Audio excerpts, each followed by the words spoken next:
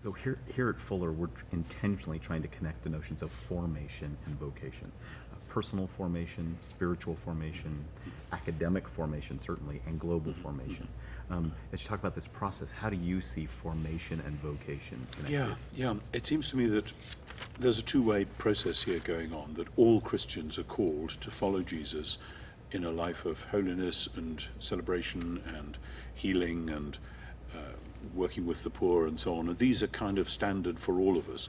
As we do that, some people sometimes find that one aspect of what they're doing is something they really find themselves drawn to. I like doing this, I seem to be good at it, I have the gifts for this. And then they can learn, well, if you're going to do that, there are certain disciplines, certain things, if you want to be a biblical scholar, you better get on and learn Greek and Hebrew. If you want to be a this, you better get on and form like this. And particularly if you want to do anything in the kingdom, but particularly pastoral work, learning to understand yourself, but learning to be a person of prayer, and what that means in a sustained prayer life and praying for people in a sustained way. And these are skill sets which can be learned, which can be taught.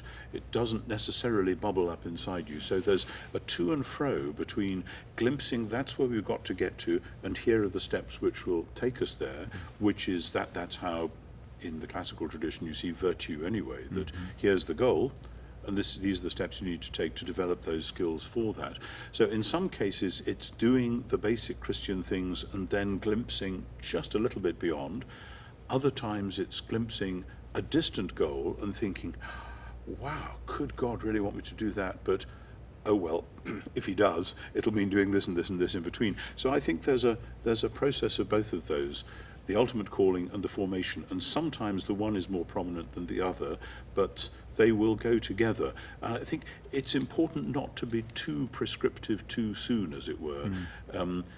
Certain personality types like to get everything mapped out. When they get up in the morning, know exactly what I'm going to do with every hour of this day. For most of us, life's not like that, and it's too muddled and messy. And I think real Christian life is often muddled and messy. But that doesn't mean these two aren't working together.